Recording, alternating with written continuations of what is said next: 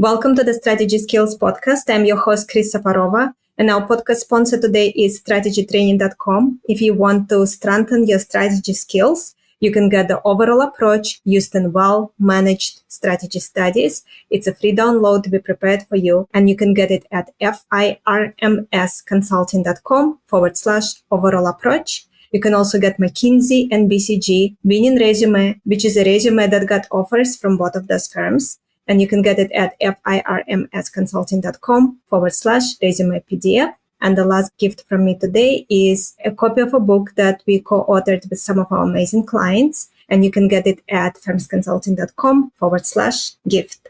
And today we have with us Sabina Nawaz, who advises C-level executives and teams at Fortune 500 companies, government agencies, nonprofits, academic institutions around the world. And during her 14-year tenure at Microsoft, she went from managing software development teams to leading the company's executive development and succession planning efforts for over 11,000 managers and nearly 1,000 executives, advising Bill Gates and Steve Ballmer directly. Sabina, welcome. Thank you so much, Chris.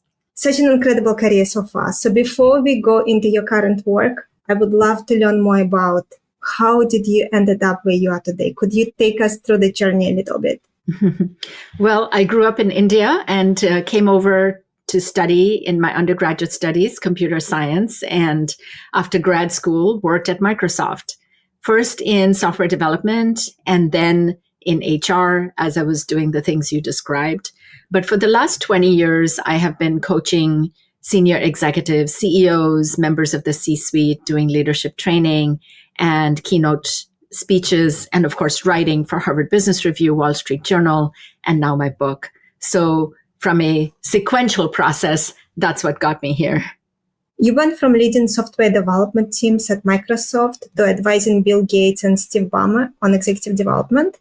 What was the biggest internal shift you had to make to lead at that level? The biggest shift first I had to make was realizing that I didn't need to chase goals that I already knew how to achieve. When I was on a sabbatical while still working in software development, I had this moment of insight that I was going to become a corporate vice president. It had been my career goal up to that point. But once I realized that I could get there, I decided that it was not a good use of time to chase something that I already knew how to get there. So that was one big shift. The second shift, when I moved into HR, I had no formal training. I had a lot of on-the-ground experience as a manager. I had spoken in front of a lot of audiences, but there was no formal training. And so initially, when I went into these meetings, particularly with high-level executives, I kept wondering, when are they going to find out that I have no idea what I'm talking about? When am I going to get fired? Is this the moment that is going to happen? The shift I had to make inside me was to realize that I was sufficient, that I was enough, that everybody knew what my background was. I wasn't lying about the fact that I didn't have this formal training. They had hired me. They had given me entrance into those rooms, not just despite that, but perhaps because of that. I brought in experience that they valued. Once I could let that go, I could show up with a lot more confidence and play more to my strengths. Of course, in the background, I started getting trained and certified and so on in my new profession. But it was more accepting that wherever I am, it's sufficient because otherwise no one would have hired me. And looking back, what do you think was a defining leadership failure, misstep in your career, and what did it teach you about managing yourself? The mistake or blind spot, it was not just a single mistake, but it went on for a while, is what led to me writing this book and getting curious about management and what makes some managers succeed and some managers fail under the same circumstances. And this was after I came back from parental leave after my first child. The first day back, as I'm driving to work, my assistant is reading a memo because she called me at home before I'd even left to say the CEO of the company was expecting me in his office as soon as I got in. And that set the pace for the next several years, relentless pace, and an infant that doesn't sleep back at home. So the pressures really were pretty high in this job. And I was afraid that we would look stupid in front of senior execs. So I started to micromanage. I managed every single little detail, even though I had an incredibly capable team. I did not take the time to connect with people, to give them positive recognition, to acknowledge the great work they were doing, or to even explain clearly what was needed. I just got frustrated and short-tempered when they didn't deliver according to expectations, by the way, that I had not communicated with them. And the hardest part of this is I thought I was doing a great job. I was being efficient. We look at all this stuff we were churning out. So I had no idea that I was having a pretty harsh impact on the people around me until a colleague of mine gave me that news. Once I realized that, it was a big gut punch, because up until that point in my career, Chris, I had received feedback that I was one of the best managers people had, that I cared deeply about my people. And here I was coming across uncaring, unhumane, careless about communication, etc. So it was a big wake-up call and made me realize that it is not power that corrupts, but pressure. And then power blinds us to the impact of that on people and on business results. That is very interesting. So it is pressure that corrupts, not power. Do you remember the moment you realized that was going on? I think it was as I got feedback from my colleague and realizing, oh, how am I, the same person who's gotten this best boss ever feedback, now is getting worst boss ever feedback? So what has changed? Well, the amount of pressure has changed. So that started to get me very curious about, well, does this happen to just me or other people as well?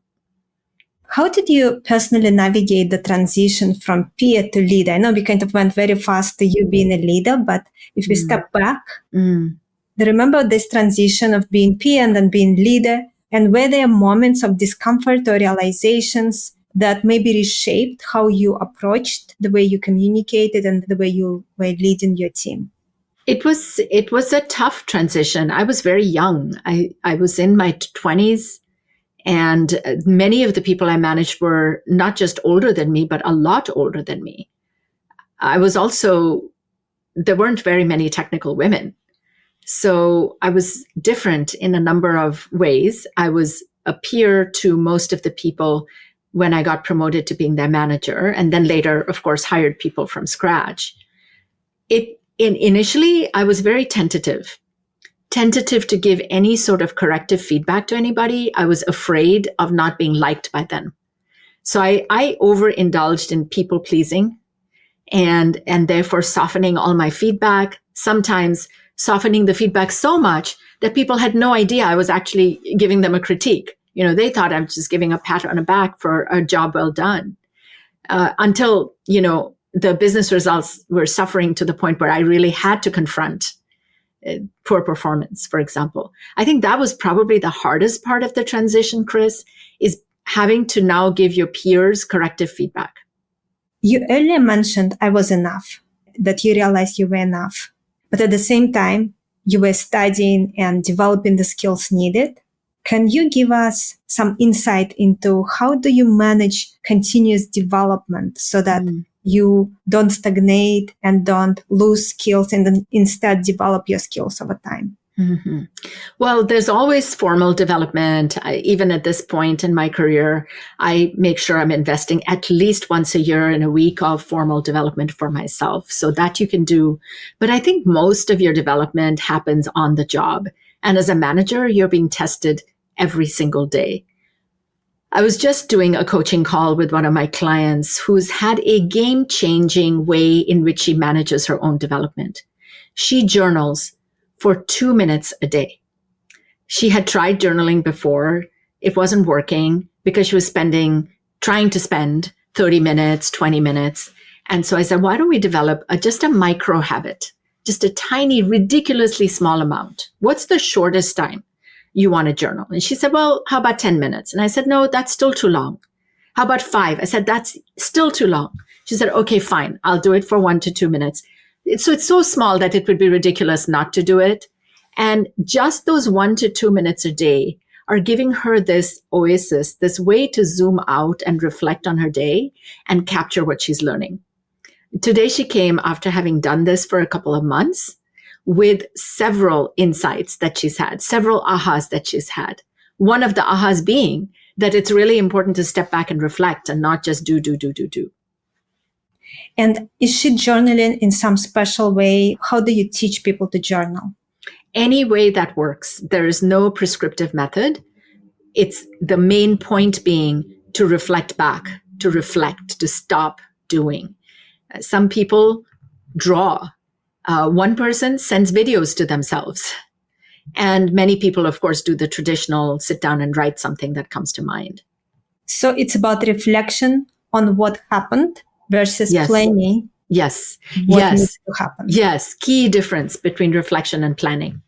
On the rare occasions we do give ourselves time to sit down, we start to plan in the future. And when you work with clients, what is your advice on planning portion? So they reflect every day, but how often should they plan? I don't give them any prescriptive advice on planning. These are people who are CEOs, who are senior executives. They usually have the planning part down pat. They also have a whole team that helps them with that. I was thinking more about things that only they can come up with and drive. Yeah, I see what you're saying, Chris. Yes. So one way to plan is to mentally prepare for what's ahead. That many of my clients do on a Sunday night or at the beginning of the week of what's ahead for me this week, what's ahead on the landscape, the market, the business, and how do I need to be mentally prepared for that? Where do I have a tough meeting? Do I have some space before that tough meeting to go for a little walk? Those kind of things, absolutely, you're right. They are much more mindful about. Sabina, and for some of our listeners who are leaders, who are managing their teams, and currently their unit is struggling. The world is changing. Customers are not as interested anymore in their product, and they're not sure what to do. What would be your advice? Yeah, I rarely have advice in those situations. It's more a series of questions to understand what their goals are. So it's really going back to anchoring on what is your purpose, what are your goals? And it's going to change because the world has changed. So are there some key tenets that you need to really ground yourself in? And that might result in which I'm sure you see in your work, in a completely different line of business, but still staying true to whatever that purpose might be.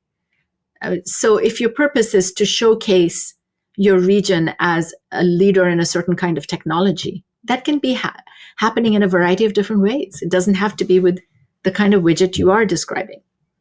So one is anchoring to purpose. The other is really managing yourself and figuring out how you're going to stay steady through these uncertain winds, which so many people are facing these days, especially because that extra pressure is going to start to corrupt your actions.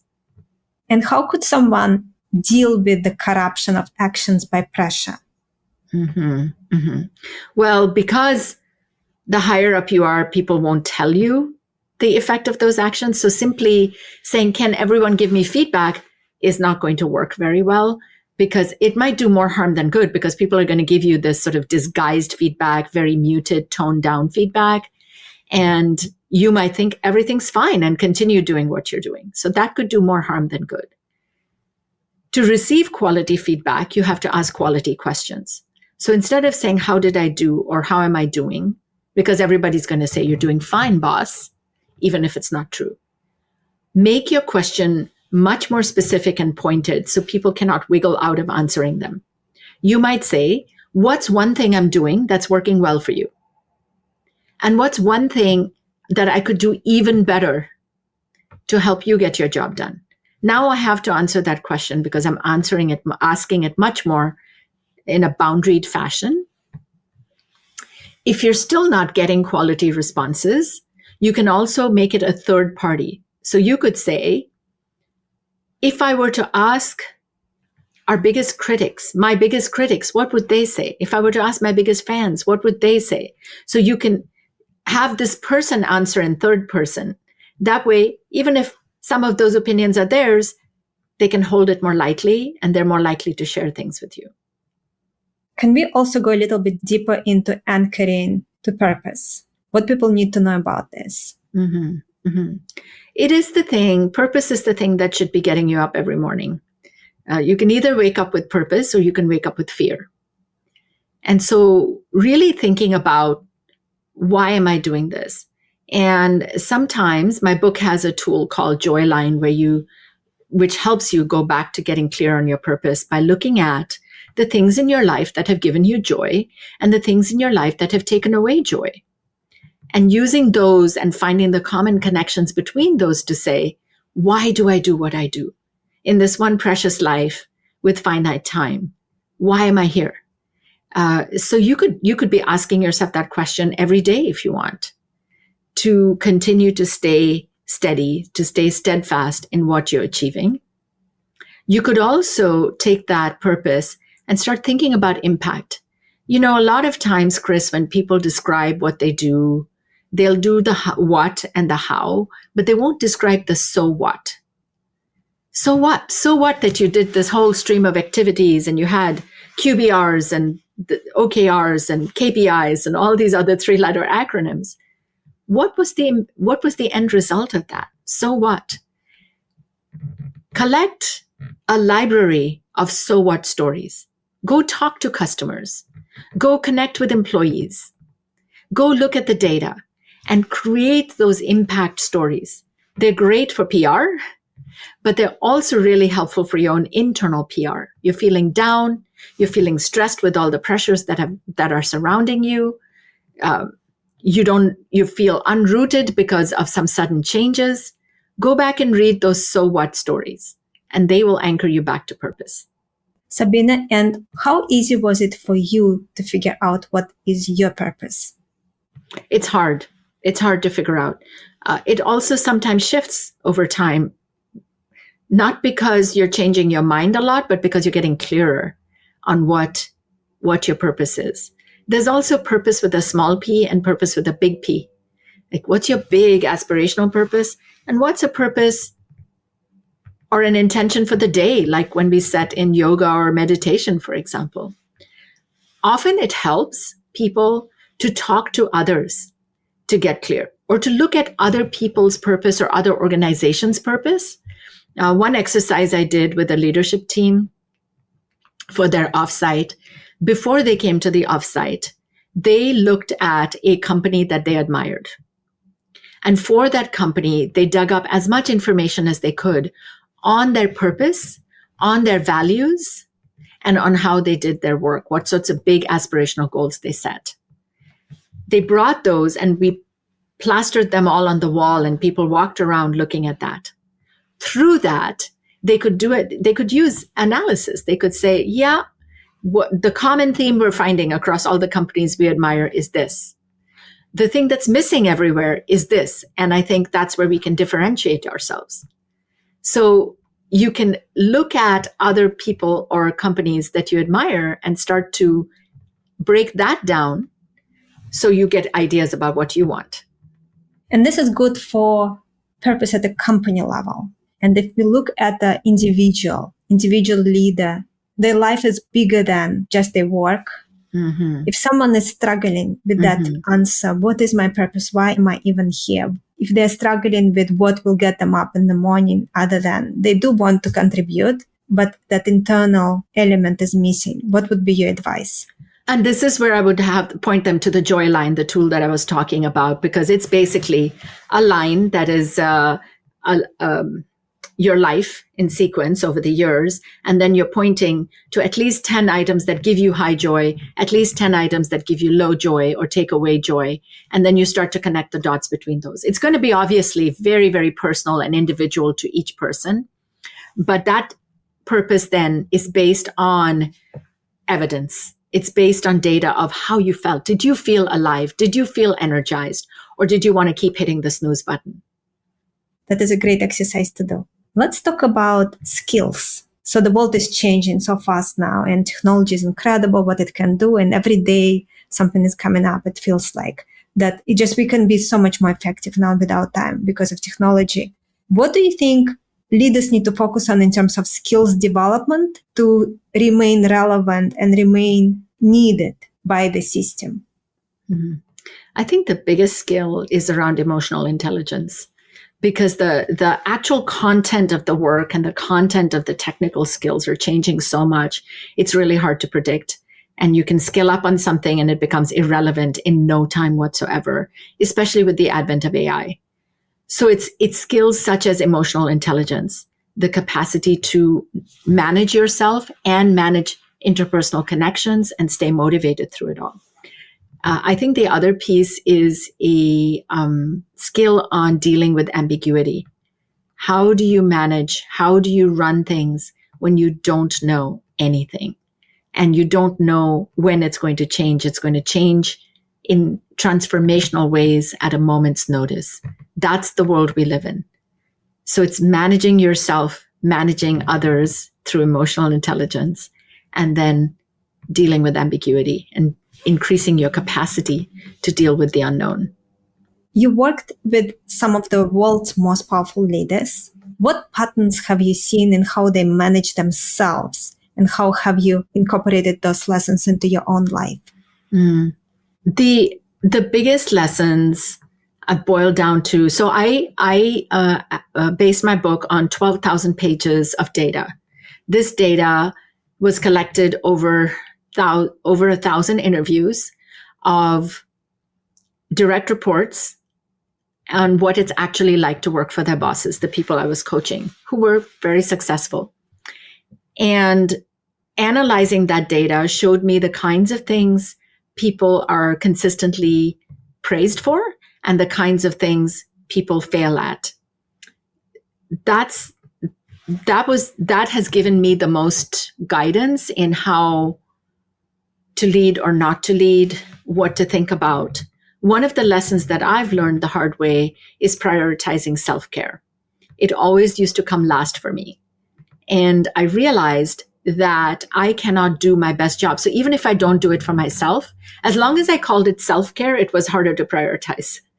When I realized that I cannot do what I do for my clients or for my family, then it becomes much more important to incorporate self-care.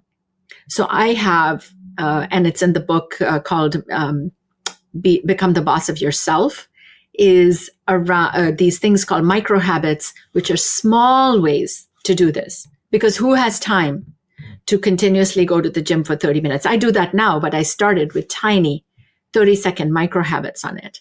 So these micro habits that you track in something called a yes list repeatedly, because what you track gets habituated. And those are the things that I've incorporated in my life. You have to be well rested, well taken care of before you can take care of others.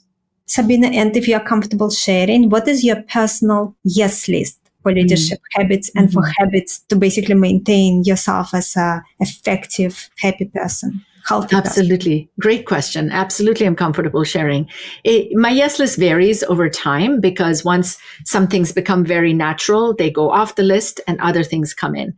Let me step back and say, what is a yes list? A yes list is where you have 3 to 5 micro habits that you're tracking. So those are in rows, and then the columns are the days of the week.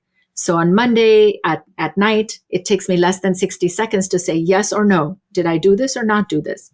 And the reason to do this is every time you say yes, you get a little dopamine hit. You get that dopamine hit, you're motivated to do it again the next day. That's what starts to seal habits. Also, because they're so small, you're more likely to do it. My yes list used to have meditation because for a long time, I struggled with that. I just wanted to check my texts or do something, not just sit there. Now I do meditation every day, and here's how. Some days it is a half-hour meditation, but many days it's simply one mindful inhale and one mindful exhale, and I call that good. So now that I do that naturally all the time, it's gone off my yes list, but it was on my yes list for a long time. I still have read for fun. And by read, I mean one paragraph, not half a book. Every day, one paragraph for fun. I have connect with my children on my yes list. Now, that might sound weird. My children don't live with me. And so, but it might sound weird. Do you have to have a checklist to connect with your children? It's a reminder to me at night when I'm looking at my yes list, that's when I'm most likely to go, oh, I need to text them. I need to reach out to them. I didn't do that today because something else happened. So that's there. Laugh is on my yes list. I try to laugh at least once a day. So those are some of the items on my current yes list. I love it.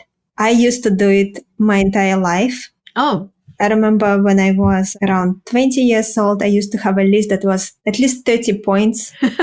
And I would check it every day and very diligently. And as you said, what happens is something that you have to have on a list for a while, then becomes something that you cannot live without. Exactly. And then you no longer need to check every day if you did it because you do it. Exactly.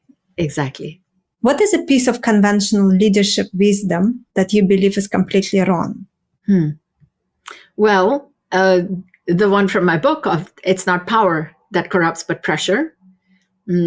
I think another one is that getting promoted is often the riskiest time in your career. So it's wonderful, it's great, it's cause for celebration, but be careful because getting promoted can sometimes be really, really risky for the rest of your career. That is very true because you don't know what you're walking into and exactly. The expectations. Right. And Chris, the things we did that got us successful now are going to be viewed very differently and less charitably by people who are not as elevated in their roles as us. So if I was very, let's say, focused, now someone would look at me and think I'm standoffish. Let's say I was very disciplined. People might look at me and think I'm rigid and inflexible. And also people think that it is a reward for all the hard work, but it's really, here is a new challenge for you. Yeah. We think you are ready. Go get the job done. Yeah, exactly. What is the worst leadership advice you have ever received or given? Wow. I don't remember what the advice was I gave. I no longer give advice. How's that for breaking conventional wisdom? I think advice is a terrible idea usually because I cannot possibly presume to know who you are, what your circumstances are. So showing up and doing a should is a bad idea. But many years ago, I'm thinking probably 20, 25 years ago, somebody was really distraught and I gave them a very black and white piece of advice. They followed it. It did not work out well for them. And I, of course, felt terrible. I felt guilty. And that's when I learned it's not my place to give people advice. How do you protect yourself from burning out? Because you are such a driven person. You also raised a family. You are doing so much with the time you have. How you are able to not burn out? And did you ever actually experience burnout? I absolutely experienced burnout. I was going to say I'm not that great. When I was on sabbatical, I was exhausted. I was sleeping all the time. I even went to the doctors because I was convinced something was wrong with me. And they just said, you're exhausted. You've been working 16-hour days, 6-7 days a week. So that was the first time I experienced it. And then maybe about 15 years ago or so, I started to get this very severe vertigo where I could not function. Everything was spinning and I would throw up each time these episodes happen. And I think that was a way of my mind telling my body to or my body telling my mind to completely shut down. I was putting on too much stress on myself, and my life circumstances were such that made it challenging with young kids, with a full job, being the only breadwinner. My mother had Alzheimer's and was in assisted living. So there was a lot of stuff like many people do. And I was neglecting my self-care. And that was a very strong wake-up call. So from there is when I really started practicing micro habits, a yes list.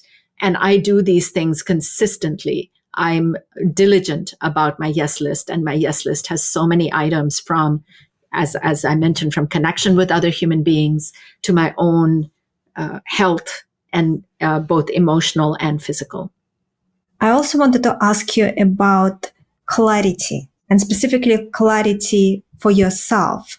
Mm-hmm. Do you have any ritual or practice that you rely on when you need to gain clarity, when you need to make a decision, but it's not clear what the right thing is?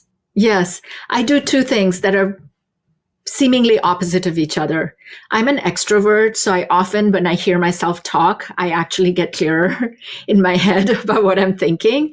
Now, I don't talk to myself usually, so I do call up. I have a set of friends who I really trust, and I trust them to tell me the truth, to be completely brutally honest.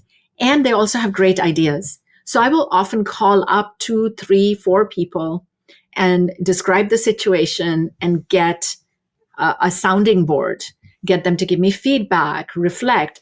Also, because they've known me for a while, they'll have some historical information that they can add to it. So that's one thing I do. And the other I do, which research shows the best way for us to get clarity and insight is when we switch off our thinking brain. That's why we get these ahas in the shower, in the commute, etc. So sometimes I will deliberately go running. I'll go on a 12-mile run, but with no music or podcast or book to listen to, just silence. So silence really helps. And in my book, I have a practice called blank space, where I encourage my clients to take 2 hours back to back in a week and unplug and simply sit and think, sit and be. I follow that process myself as well. And that's super helpful. Now, we don't always have the luxury of 2 hours. So I'm also very mindful, like if I'm in the shower, if I am going from point A to point B, to cut down the noise. I'm already going to be spending that time, but spend it more in silence. 100% agree with you. For me, it is walking outside. Yes. In silence and just with nature. Nice. That's an added bonus, Chris, right? With the fresh air and the beauty of nature. And exercise. So sitting and thinking. Tell us more about that. Very few people do it. Yeah. And it's very hard to do because people are so used to being quote unquote productive. They don't realize that this is a way to actually significantly boost your productivity and not spend time on all the extra busy, extra noisy activities that don't really matter as much. For people who practice blank space, I actually encourage them to block a couple of hours the day before to whack down their to-do list so that their brain isn't that busy thinking, oh, I forgot to do this. Oh, I've got to get on email, etc. So let's say you're blocked off blank space time from 9 to 11 on a Friday. From 3 to 5 on Thursday, maybe you're getting a lot of stuff done so that it's calmer. That's the first key. Another thing is to vary it up. Some people are okay just sitting for 2 hours, but many people are uncomfortable with that. So you could go for a walk.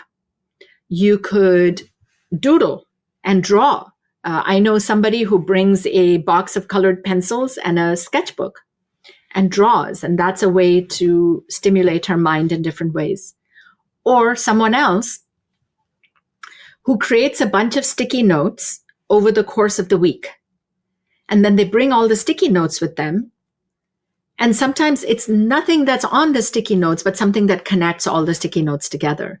And realizing, oh, wow, we're missing this big opportunity because all these ideas are leading to this bigger idea. You could also take a theme for each week. You know those big ideas, Chris, where you go, oh, I really want to, I want to carve out some time to think about this, but they don't lend themselves well to the 15 minutes you have between meetings. So take those ideas and sit and think about them. The sticky notes is an unusual approach. So they would write just ideas throughout the week and then clean it all into that thinking session. Yes. And during that thinking session, do you recommend to journal? So you could. You could. It's different for each person, however they like to process. So yes, they could journal, they could draw, they could not do anything.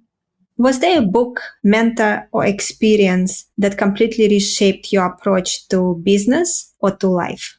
Numerous. I'm trying to think. Well, if I think back to very early on, I was quite shy and would never speak in meetings. And my manager at the time pulled me aside and he said, it's really important that you speak in meetings. And I said, well, but I don't want to add to if I don't have anything new to say, I don't want to just add my voice. He said, figure out a way where you have something unique to say that's of value. He didn't really give me any more guidance than that. And initially I was completely lost. I was like, I don't know what to do with this. But it just sat with me, and I still remember this decades later. It was a huge game changer for me. Do you have an example from personal life? The biggest example I have is grief.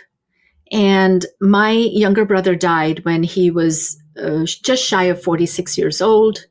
And then within the next, I want to say 16 months or so, 10 people in my life died. It was a really, really tough period of my life. By going through that intense grief for a prolonged period of time, with multiple people dying, including my brother and my mother, I was a living cliche. All the things we talk about of, oh, life's precious, make the most of it. The things that it did for me took away any hesitation I have at saying no. I am ruthless about prioritizing my time and focusing on the things that really matter. It sharpened my resolve to say yes when my kids want to do something, when we are with family. So relationally, I say yes without hesitation a lot more. So much so that earlier this year, we went on a vacation to Patagonia. And because my book is coming out, things have been very intense. There's a lot of podcasts, articles I'm writing, other stuff I'm doing that's book related. And my husband said, maybe you should stay home. You're so stressed. You're so tied up. Maybe you should stay home. And I said, no way. So I did have to do some work every evening, but that was okay. I was willing to pay that price when I got to spend all day with my family. So it's saying yes to the right things, not hesitating to say no to the wrong things. Here's the other thing it taught me is the power of feeling and feeling the whole range of your emotions. I have to apologize to friends and family who were bereaved before I became bereaved because I said the stupidest things to them that I now realize are just the wrong things to say. Grief is not on a timeline. Grief does not listen to reassurances. So feel the full spectrum of feelings because that's what gives you a life of vitality when you can admit to and experience all kinds of emotions. I'm so sorry about what you had to go through. Thank you. When this happened, did it also change the way you look at death and the way you looked at how little time we have? How did you find peace for yourself? Yeah, absolutely. Absolutely. Not just how little time, but how little control we have. It really removed we all know that life is short and we say that all the time, but we don't really believe it somehow, or some part of us hopes that that's not true or that we will be the exception. It removed that veil of innocence from me of, this can happen overnight, like it happened with my brother. You just have absolutely no control. And so now I didn't have to put this on a yes list, but my ritual, the first completely unconsciously that I do, the first thing I wake up is there's a smile on my face. And the smile on my face says, I'm alive. Things can only get better from here the rest of the day. I'm alive. I get to live today. You got another day. Yes. So with that mindset, how do you structure your days to make the most of them? For me, in my job, every day is completely different. So it's less about structuring the day. It's making sure my rituals are in place, like my yes list items, things like that, and that I'm taking care of myself. Other than that, my days vary a lot. It could be filled with one-on-one coaching sessions. It could be podcasts. It could be traveling somewhere to do a big keynote at a conference. So it's really different. The thing that I do manage in the day is manage how I eat, that I have healthy food around me. If possible, can I move and do some form of exercise? What kind of food do you prefer to eat on a daily basis? I guess for me, it's more what I don't want to eat, avoiding sugar, avoiding fried food, avoiding junk food whenever possible. Don't get me wrong. Of course, I indulge in a lot of things that I shouldn't be, but in general, it's more clean eating. And my preference is for home cooked food versus processed food or food from the outside whenever I can manage it. Because then you can control the ingredients, the amount of salt, if any, and so on. Exactly. For your book, what do you want people to take away from it? I want people to realize the book is targeted as people who are already successful, like your audience. So this is not about how to become successful. It's about how to remain successful. And the 3 takeaways are that the most dangerous time in your career is often when you get promoted, that it's not power but pressure that corrupts, and that the more you know, the less you know about the effect your actions are having on the people who work for you, because you've got these corruptive behaviors under pressure. So I'm hoping that people will take away a new way to think about power and pressure, and through the tools in the book, more importantly, learn how to manage those. The last question I wanted to ask you is about communication pitfalls. I know you have something to say on that. Communication is one of the most common areas of feedback bosses receive when I interview their team members. It is the longest chapter in my book for a reason, because there are so many different fault lines around communication. Fault lines as in opening up a chasm between us and others. By the way, just probably less than an hour ago, we just had a mini earthquake. So fault lines are present in my mind right now. And a lot of that communication, counterintuitively, has to do less with speaking and more with listening when you're in positions of power. So one tool that people could apply immediately without any extra time is what I call the shut up exercise, which is being at least the third person to speak, taking notes with your own ideas so you can park it until everybody else is done, redefining how you're being helpful in a room, not providing answers, but leaning into other people's answers and asking more questions. Very powerful. Sabina, thank you so much for being here. I really appreciate this conversation and all the work you're doing. Where can our listeners learn more about you, buy your book, anything you want to share? Thank you so much for having me, Chris. I really appreciated the deep and wide range of questions you're asking here. I feel like I got to know you just a little bit more as well through that.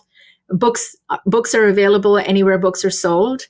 People can also go to my website, sabinanawaz.com, and get some resources and tools. And then follow me on LinkedIn, Instagram, all the usual social channels. Sabina, thank you again so much for being here. Thank you, Chris. Our guest today again has been Sabina Nawaz. Check out her book. It's called You Are the Boss. And our podcast sponsor today is strategytraining.com. If you want to strengthen your strategy skills, make sure you download one page we prepared for you. And you can get it at firmsconsulting.com/overall approach. And it is the overall approach used in well-managed strategy studies. So a great overview if you are interested in that topic. And then if you're currently updating your resume, then you will find another gift from me today, very valuable. And that is McKinsey and BCG Benin resume, which is basically a resume that got offers from both of those firms. And you can get it at firmsconsulting.com/resume PDF. And if you want another book on leadership, I have a book for you as a gift. It's a book that I co-authored with some of our amazing clients. And you can get it at firmsconsulting.com/gift. Thank you so much, everyone, for tuning in, and I'm looking forward to connect with you all next time.